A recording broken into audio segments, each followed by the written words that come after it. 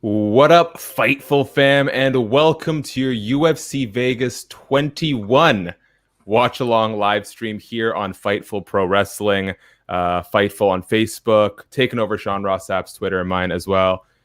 And hey, we got a special guest today, Tavon Anthony. How's it going, dude? Thanks for doing this. What's going on, brother? How you feeling? Good, man. You know, it's been a long day at the office for me, so I know you're about ready to hit the virtual stage, and your enthusiasm is starting to revive me from the dead. So thank you for that. Oh man, no, thank you for having me on. I was surprised you hit me up. I'm like, oh man, can we actually do this? And like my team that are working on like the live stream that we're going to be doing, they're like, we're pretty much good. So I'm like, okay, I can just chill.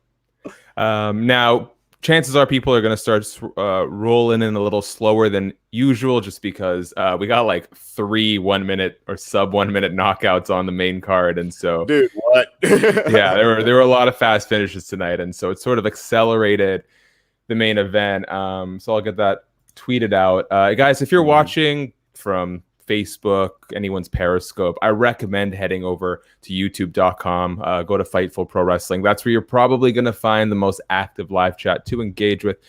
And if you're not familiar with Tavon by name, I'm sure you are more than familiar with his work because he is out trafficking all of us on Twitter with his fight prediction raps. Dude, are you kidding me? That stuff blows up every fight night. You didn't do one for this one, though, did you?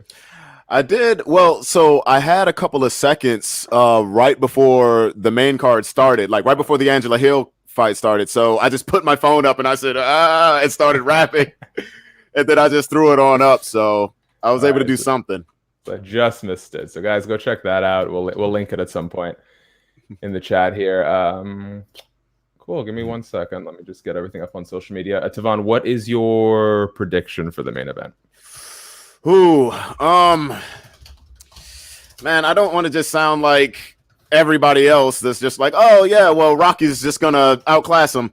I think if Leon does win, it's not gonna be as easy as everyone thinks it is, but I still think he's just gonna edge it out. I haven't seen anything specifically from Belal that makes me worry, but he is a dog, man. He is a dog. He's tough as all hell. So he could do it. He could do it. And he has a point to prove. This is like a chance of a lifetime. You get to essentially beat the guy that everybody's avoiding in the division. So no, it's insane. It's I had this talk with Drake Riggs on our 1-2 Punch live stream the other day, and it's like, there's people saying like, man, this is a bad fight for Leon Edwards to take. I mean, like, why are you doing this? You're ranked number 3. This guy's like number 13. But at this point, it's kind of a pick your poison, lesser to evil situation. Are you going to take on, on the plus side, I know Hamza had more shine on him, but at least Belal is ranked. But are you going to sitting out for God knows how much longer? It's already been like over 2 years. Are you just going to take a fight? I worry about ring rust, but it's not like he's been injured. The guy's been active. He's been training this whole time. So I think this is going to be the moment that capitalizes him to nothing less than a number 1 contender shot. Yeah, 100%. Like in this type of situation, it's more like you kind of remind everybody why you are where you are. And, when you're taking a guy that's essentially what is he ranked? Number 2 or where's he at? He's number 3 right now, if I'm not mistaken. Yeah, but when you're taking a guy in the top 10 or in the top 5 and you're putting him against somebody who's not in the top 10, it's like that's a hell of a risk. You know what I mean? Because more than likely the guy that's not in that top is gonna get hurt. That's how I look at it. So I mean, you do your best to match people up with who can defend themselves properly. Well, and props to Dana White, because I know they had sort of been at odds for a while in terms of what Leon deserves, but Dana White was ready to give him Colby Covington, and it appears that should Leon win this fight, like Dana's talking title fight. I don't know if that's super dependent on like a knockout finish. We know Leon's not really that guy. But it appears like he's finally in the UFC's good graces. They're prepared to actually move forward and do something with him. So, hey, man, you know what? I think it's cool. He's giving he's giving more and more people the things that they deserve these days. So it feels that way. I like sometimes. it. Feels that way sometimes. Yeah. Oh man, see now I'm getting anxious, man. The nerves are setting in. I'm like, oh god, it's about to happen. I would just be, and no disrespect to Belal, he's like a super fun character in the sport. But I would just hate to see Leon lose this after getting so close and everything is done to get to this point. Like, yeah. I think this would really hurt a lot. A loss for Belal doesn't do much to set him back. It was a short notice fight, a guy ranked way higher than him. But a loss for Leon Edwards is gonna be a real bummer. Yeah, I don't really want to see him lose against anybody. Not that I don't believe Belal deserves it, but like think about it. His last loss was against the champion. So to me, like I get a weird feeling like unless it's the champion or unless it's somebody who has pushed the champion, I don't really want him to lose. Like, well, I never want anyone to lose, but still. You're in the wrong sport. Yeah, I know. I just come in and I'm like, all right, blank slate, unless I bet. Truly. Yeah, I'm on board with you in terms of predictions. I think it's probably going to go Leon Edwards' way. Guys, this is a short one. Obviously, we're just doing the main event tonight because although the main card was high on action, a little low on name value, hit subscribe here at Fightful Pro Wrestling. If you really want to support what we do, head over to Fightful MMA. I can promise you we got a bunch of really fun videos coming out for UFC 260. I'll even peel back the curtain a bit. Early next week sometime, we're going to drop Uriah Faber reacting to the best and worst haircuts in MMA. You know, Sean O'Malley and Brian Ortega on that list. No. And Tavon, keep an eye out because by the end of the week, we are going to drop a bunch of UFC fighters reacting to Tyron Woodley, Mike Perry, and more rapping. So, oh my gosh, seems like a nice guy. I don't know how hypocritical you are of the rappers. Well, I've said nothing. I've gotten some crazy comments over the past couple of months about Tyron Woodley. I think I've heard only one song of his, which is that "I'll Beat Your Ass" song. But he's gotten better. Okay. I need to listen to more. No, you don't need to listen to more. But if you were to listen to more, there's better stuff out there. Okay. I mean, and then like Mike Perry, didn't he just do like a freestyle at an open workout or something? Or does he actually rap? No, it was some sort of terrible freestyle. But next week, Tavon, I got you covered. Cool. All right, guys. Tavon and I are on slightly different clocks here, so we're gonna have to sync up real quick. Just a reminder for you guys: there is a natural, inherent delay between when we're talking and when it hits your feed. So chances are you're going to be jumping up and down for a knockout, although probably not in this case. Before we are, Tavon, what's your clock at right now? 330, 328, 327, 326. Okay. When you hit 3 minutes, you're way ahead of me. When you hit 3 minutes, give it a pause if you can. I got I'll let you know. All right. People are asking about the fight. I mean, you might be right now a little more qualified to talk about. You know what? To those asking who's winning the fight, they're engaging as Belal and Leon would. Give us like 30 seconds and I will. 2, 1, pause. Okay. I'll let you know when I've caught up. In the meantime, mess with my screens a little bit.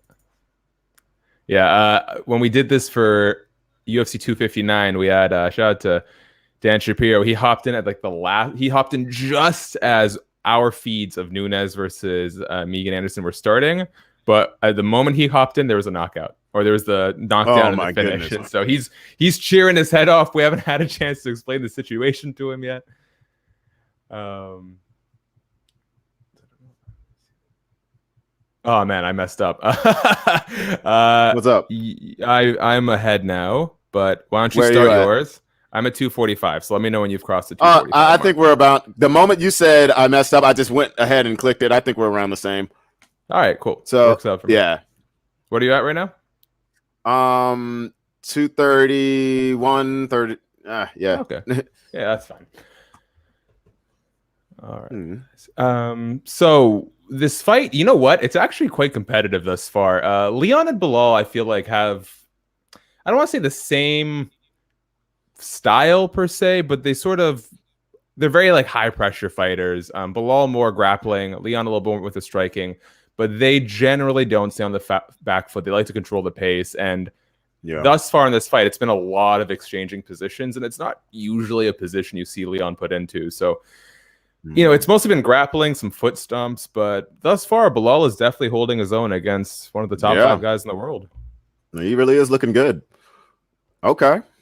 All right. We do have, you know what? I'm gonna give a shout out, although this is not, guys. If you want to get your questions, comments read, a super chat will do that.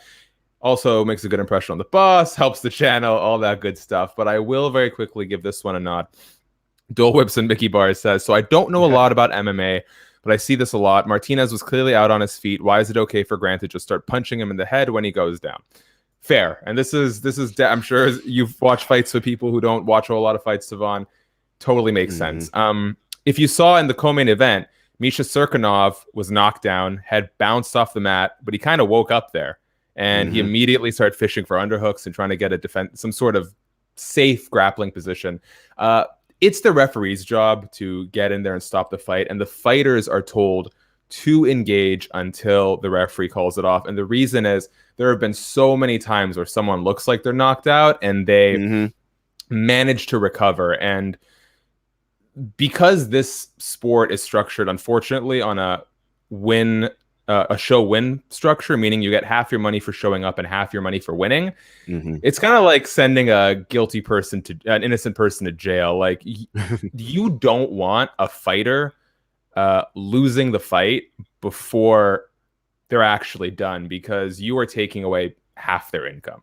So the guys are told fight until the referee calls it off. Some fighters, you might have saw with Dan Ige, had the sort of understanding of the situation to back off, but you're in a fight. It's really hard to snap out of it sometimes.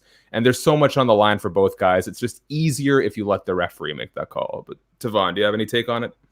No, I totally agree with that entire situation. I mean, you see some scenarios where you see walk-off KOs, but that's because you got guys that are just experienced and they know when somebody falls a certain way, that's it. Or you get a scenario like Masvidal when he flying knee Ben, and it's like, dude, you knew he was out, but I kind of get it, crap talking and all that. So, not saying I agree, but still. All right. People are asking about how the fight is going. Oh, Dole Whip says, honestly, that's fair. Hey, well, I appreciate the curiosity, and if you want to do us a favor and subscribe to Fightful MMA, there'll be some fun, not super MMA centric content coming there. Appreciate you being with us. We were kind of sort of getting our bearings, introducing things. I'm seeing a lot of 10-9s on Twitter, where Belal was able to sort of engage with his pressure. Everyone is saying Leon Edwards is landing super clean on the feet. So looking like 10-9 Edwards. People are saying he looks sharp, no ring rust. And you can already see Belal's nose is getting a little. Now, granted, he, like myself, is unfortunately cursed with the large Middle Eastern nose. So easy for Leon to jab up. Understand. I understand. But Edwards is looking very crisp. All right. I'm a little behind you, I know, but dude, Leon threw a head kick and accidentally poked Belal in the eye, and Belal is on the ground writhing in pain. He's just rolling around, covering his. He looks in bad shape, dude. I think I'm actually 1 to 1.5 seconds behind you, because the moment you said ooh, and then I'm like, what? Oh God. Right. I will. I can sort that out. 1. There we go. What's your clock at in the bottom left corner? Let's see. 22, 23, 24, 25, 26. 27, 28. All right, let me know when it gets to 34. Okay, 2, 3, 34. Sweet. There we go. Yeah, that was a heck of an eye poke, man. That was a bad eye poke. Dude, Bilal's like crying. Just about. Yeah, that ain't it. That is. Yes. I have a hunch the fight's over. I do too. This is very sad. Oh man, shortest live stream ever. Can you imagine after 2 years off, Leon Edwards, 2+ years off, Leon Edwards' first fight in the octagon is like this? I think Bilal's done, dude. His eye's done. It's already swollen up. And he's crying. It's. Do you think, to people asking us to show the fight, the video will get taken down if we do that? So sorry, but hey, you got our lovely voices here to keep you company. All right, is the crying, Tavon, like a physical result of the eye poke, or is it Belal coming to realization that that the fight's over? I think it's a little bit of both. I think the initial pain is definitely something. Look, I've been eye poked. I've been hit and gotten a sinus infection because of a glove and all this extra. Like it's nuts, man. But when you find out that the fight's over and this was an opportunity you could have had to burst into the top 5, really. I know he's hurting right now. And it's not just the eye. I'm not laughing at anyone. I'm just so uncomfortable with the situation. Like, what a shitty circumstance for both guys. And yeah, as bad as I feel for Belal, oh man, his eye is completely shut. That was a nasty eye poke. It's like red and swollen. Oh, and I don't even blame. I want to see a replay, but Leon threw a head kick and his hand was just kind of out there. It wasn't a John Jones kind of thing where not at all. His fingertips. Dude, as many times as I've thrown body kicks and roundhouse kicks, sometimes I feel like if I didn't have like the big sparring gloves on, I might poke somebody in the eye too, like the way my hand is. So I think his eye is bleeding actually. Yeah. Oh. Yeah. Ooh. Oh, jeez. That's so bad. That is so bad. And you're right. I think that's why we see a lot of sparring in the gyms with the big gloves, just because like you don't want people bleeding out their eye socket. Yeah, in a perfect world, you want to, keep your fist closed or whatever, but sometimes when you're moving that fast. Wow, this is disappointing. I guess funny enough, we were technically supposed to start this at 10:30 p.m. Eastern, 7:30 Pacific. It is now 7:33 my time, and the fight is over. So, dude, it is 10. Yeah, it's 10:33 over here. Dang, dude. Damn. Those were 2 no contests on this card. The other, I don't know if you caught it, Eric Anders, Darren Stewart. Like, that was shaping up to be the fight of the night on a card with like 3 fight of the night contenders. And an illegal knee cut that one short. There we go, Tavon. I know you got a show coming up. Do you want to tell people about it before you? Well, so last night, I actually performed for this virtual video game music convention called VGM Together. And tonight, it's actually a friend of mine who joined me last night, but his name is Anton Carraza. He's a video game music composer. He does a whole bunch of covers, and he wants me to join his set tonight. And he helped out a lot during my set yesterday, not only performing with me, but making sure the stream was going along correctly, working sound and everything. So I'm going to be on there. And well, now I have a whole bunch of time. Like I thought it was going to be like, all right, man, I'm out. But yeah, if you guys get a chance, go ahead and check it out. On Twitter, just find out at VGM Together. That's all one word, and you should be able to find it. Or just go to my Twitter. You'll be able to find it. Yeah. Handle there in the bottom right corner of your screens. Got to give a quick shout to Dole Whips and Mickey Bars. Thank you so much for the super chat donation. Awesome. Really goes a long way. I love the Fightful Pro Wrestling community. They're great. And he says, thanks for the explanation and answer. The only UFC event I went to was UFC 42 Hughes versus Shirk. That's a good one. Wow. With friends. Also, I'm subscribed to Fightful MMA. Well, guys, make do like Dole Whips and Mickey Bars. Go subscribe to Fightful MMA. We're going to have a ton of videos out in anticipation for UFC 260. Please subscribe here if you hopped over to the pro wrestling side and haven't already. You can follow me on Twitter at Shaq_food. That's Shaq with a K. Tavon, we'll have to do this again because this yes, just wasn't what I was anticipating, what I was hoping. Dude, oh man, I was so excited too. But this is a part of the game. It happens. It is what it is. And because I don't have Sean Ross Sapp's natural charisma, I got to hit you with that shit. Like I got good taste in hip hop. I got a bad taste in my own rhyme scheme. So stay tuned for everything fightful and so delightful. Peace out.